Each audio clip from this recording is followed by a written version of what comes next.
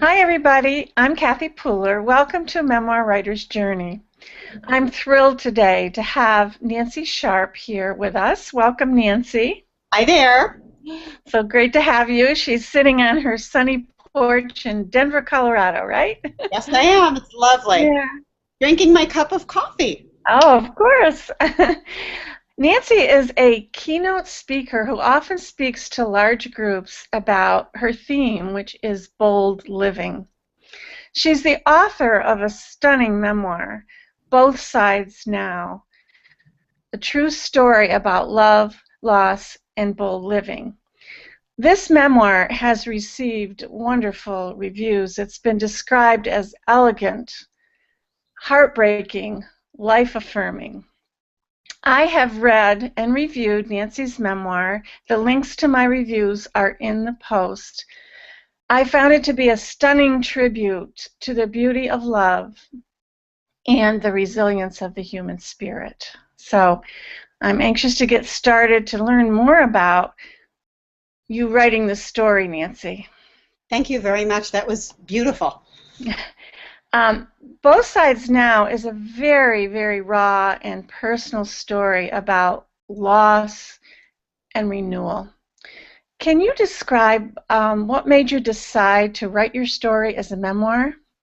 Well, I really think it had to take this form. I suppose I could have fictionalized it, but I don't have those skills, and I don't really think I had the imagination at the time to translate what had happened to me into a fictional world. I probably will do that to some degree down the road. I'm kicking around some ideas with my agent, but um, I think it really had to take the form of memoir. That said, it took me a long time to figure out the best form for the book. And, healing takes time, seeing takes time. It takes an awful lot of time, first to be able to process our experience. My husband was sick 6.5 years. And then it was a very long time, from diagnosis until the time he died. And granted, there were lots of highs and lows during that period. But that was a long time to have this sort of noose of cancer around your neck. And then after he died, of course, there's that horrible, raw period of mourning. You can write for yourself, I think, during that raw period, but maybe unless you're Joan Didion or another writer of that caliber, and there are many. Joyce Carol Oates also wrote a very raw book about her grief.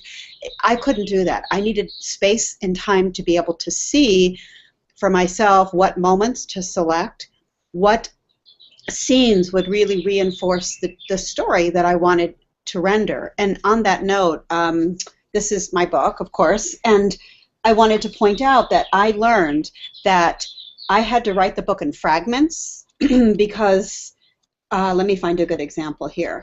Let's Go Home. This is sort of a very short chapter because that to me seemed the truer way to describe the path of grief and healing. There's nothing linear about the process. It's fragmented.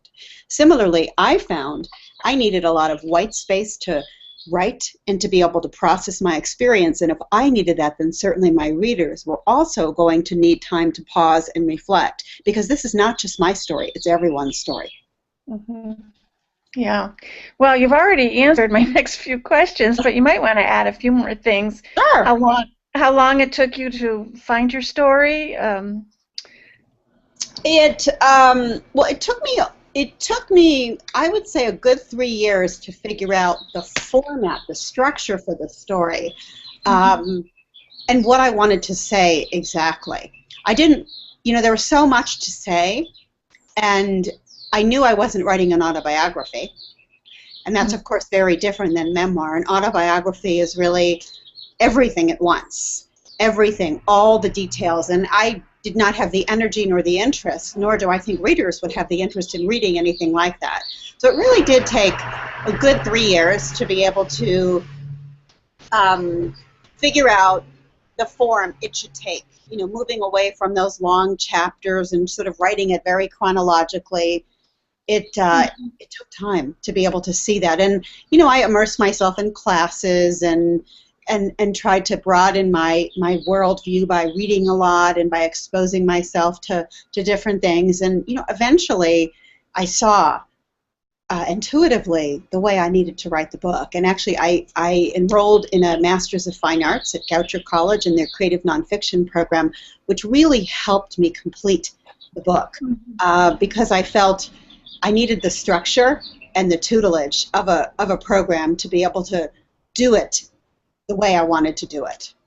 Yeah. And the way I thought that it would be a different kind of a book, because there are a lot of memoirs today. There are a lot of grief books. I don't really see this as a grief book. I see this as a book ultimately about life. And it's about choosing life no matter what obstacles life presents to us. Yeah. That's, to me, is the best way to memorialize those we have loved and lost, is to choose life. Well, what you've just said is a perfect example of how it's really a journey and a process. Can you describe your writing process through all of that? Well, I realized it was very varied. I mean, certainly when Brett was alive, there were periods I did take notes. I did kept a journal. But then, when life felt very, very hard and when he was very sick, there were times I couldn't even bring myself to write a sentence. I couldn't bring myself to do anything but maybe kickbox, which I didn't do. But I would have liked to have done that. So writing was a little too cerebral for me during the thick of Brett's illness, and in the months and maybe the year plus, or maybe the couple years actually of mourning that followed. But when I began to write the book, I found that I really needed to rise very early in order to be in that place of quiet stillness. So for me, that meant rising at 5 o'clock in the morning, often before my children got up, before I had to deal with the breakfast routine and pack the lunches, and just to have some moments in the dark and in the quiet to be able to think about, where am I going from here? But it's a layered process. When everybody says you have to go through many drafts, it really is true. And it's a very challenging process. There were lots of times I had to put the book away. One of my graduate mentors actually said, it's okay to put it on the shelf for a little bit, and then when you're ready, you'll come back to it. And that was, there's no structure really in terms of, here's what you do, here's the way you write a memoir. I think that every writer has to discover that for himself or for herself, just as I did. Right. I'm not a night person. I know that about myself. I can't write late into the evening the way some people do. I can't do that. Right. Well, memoir writing is not for sissies, right? No. Oh. Well, you've already mentioned your structure about writing in short chapters. I was very intrigued by that when I read your book. I thought that was a very effective technique. Also, you referred to Brett, your first husband, as in the second person as you. Right. Then after he dies, you use the third person. Right. So can you shed some light on how you decided that? Yeah, certainly. I experimented a lot, just like any memoir writer should do, with form and voice and narrative structure. And, I feel like I'm at my best when I write in the first person. And I just felt that I needed to use the first person throughout a lot of this. But, referring to Brett in the second person made our connection more intimate for readers. But writing in the second person is a very risky thing to do. If anybody who studies memoir, sometimes it works, sometimes it doesn't. And I knew that it wouldn't be enough to carry throughout the whole book, and that I had to do something different as the story moved along, such that when Brett, there needed to be a clear marker to be able to switch from the second to the third person. So when Brett was alive, I chose to refer to him in the second person to draw readers into our world. But then when he dies in the story, I knew that I needed to create some emotional distance for myself as the writer, but also for my readers. And therefore, I switched to the third person. There's a wonderful book that I modeled some of this after by Joan Wickersham. She's a famous writer and author, and her memoir is called The Suicide Index. And she does that. She experiments a lot with voice. And I learned a lot from reading that book and from giving myself the permission to experiment. But I think it worked. Mm-hmm. I hope it did, but Oh, it did. readers seem to be responding that way, that they liked that choice. Right. There's so many choices that writers can take. I think that's also something that really is so significant. Ultimately, you have to listen to yourself. I had a very well-known editor at Random House, and he was one of my graduate mentors. He was editor of The Atlantic. He's just a brilliant guy, and I remember said to me, this is very interesting, the choices you're making. I'm not sure that I would have made these choices, but they really work. Mm. So that was really good for me to ultimately trust my own voice, that this is the way I wanted to tell it. Everybody will have his or her own way. It's how I felt I needed to tell it. Right. Yeah. Oh, that's a wonderful point, really. Nancy, what are the main takeaways that you want your readers, what the main message you want your reader to get from reading your memoir? Well, I really do want people to feel transported by the story. I want them to know that no matter what happens to us in life, we have choices and that we can go forward. That, to me, is the essence of bold living. Loss and hardship are universal. Loss is defined in so many different ways. Loss is not just loss of the spouse, as I went through. Loss is obviously loss of any loved person, a child, God forbid, a parent, a sibling, a friend, a coworker. But it's so much broader than that too. It is really so much more universal. It can be, a child leaving the nest. This is graduation time right now, and I have friends who are about to send their second child off, and they're empty nesters. That's a kind of loss, or certainly any kind of a life transition, a divorce, a job change, a job loss. It's broad, and so I really want for the book to resonate with readers of all different kinds who can say, I had something similar to this, or I know somebody, or, I have never really experienced anything like this. I actually had a 26-year-old financial planner person say to me, who heard me speaking about my book and got a copy, and said, I've never experienced anything like this in my life. And of course, at 26 years old, he's got his whole life ahead of him. But he said, I heard something in your story that made me think about the choices that I need to make in my life today. That matters. Bold living. That's the message.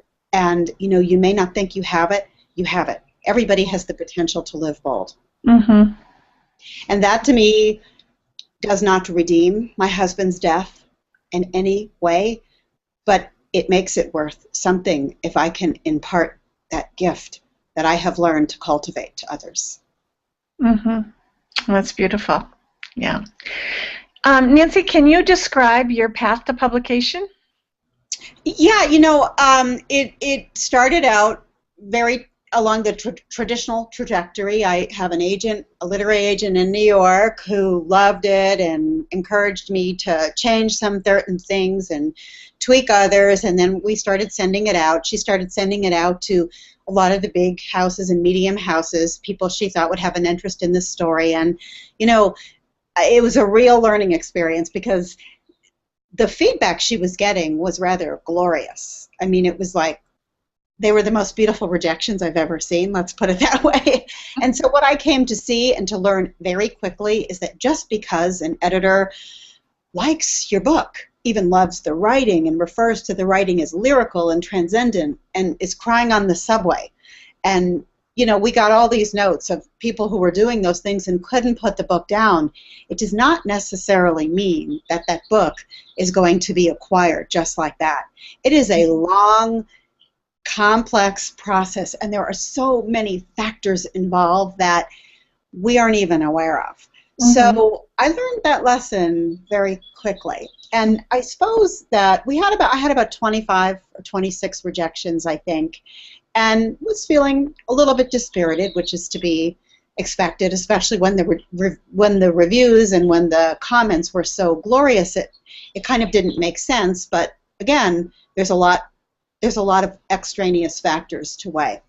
So it was about this time that more and more groups started asking me to speak, to tell my story.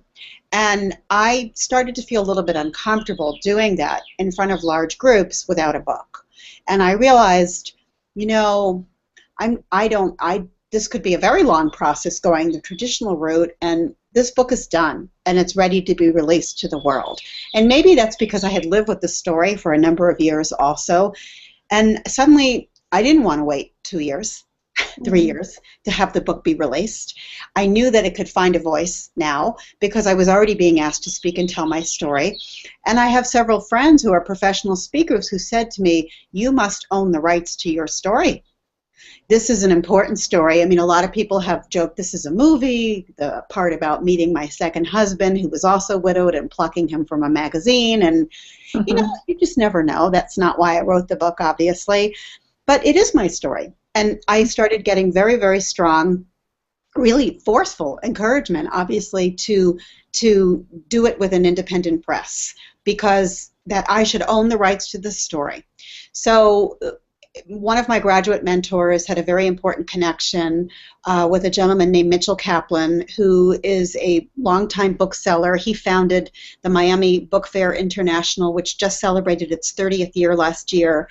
He owns Books and Books Press. He was past president of the American Booksellers Association. And, you know, I didn't know who he was, I have to be perfectly honest, at the time that she contacted him. But she loved the book so much. And her name is Madeline Blaise, and she has just the most glorious book blurb. I mean, there are so many.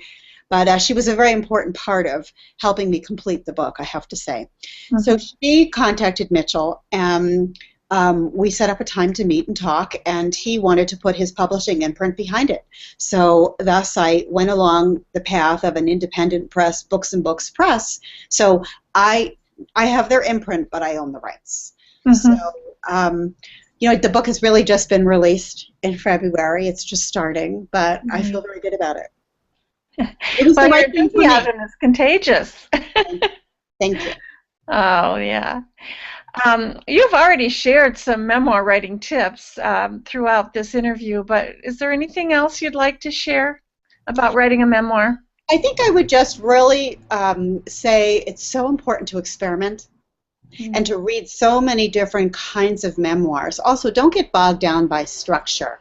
I've had a lot of people. I was just at a book event at a civic center a few weeks ago, and this woman was started to ask me about, you know, how she should write her memoir that she was writing with her husband. And, you know, she only wanted to ask me the form that it should take. And I said, well, how could I know that? I haven't seen any of your writing, and I think you need really time to practice and to figure out what the best form is. So give yourself time, patience, experiment.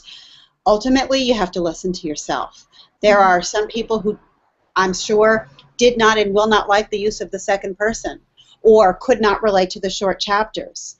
You know, not everybody is going to like everything you do. You have to ultimately be okay with that and to say, this is what I want my book to be. Okay. That is a wonderful message and a wonderful place to stop here, because the message resonates for anybody, any one of us who's writing a memoir. It's a very difficult process, but listening to ourselves is very important. It's very important. Yeah. Well, Nancy, thank you so much for sharing. Thank you so much, Kathy, and thank you everybody for listening. Your wisdom. Nancy has graciously agreed to give away a copy of this wonderful memoir, Both Sides Now, to a commenter who leaves a comment on the post. So please stop by and leave your comments, and there'll be a random drawing for the names. And Nancy, can you share where readers can find you? Yeah, please visit my website at nancysharp.net, and you can learn more about me, my book, my speaking engagements, media appearances, and please, if anybody has any questions, email me directly at nsharp@nancysharp.net, and there's no E on the end of Sharp. Okay, wonderful. Thank you so much. Well, thank you for enlightening us all, Nancy. Thanks, Best of wishes Kathy. on your book. Okay, thank you. Bye-bye.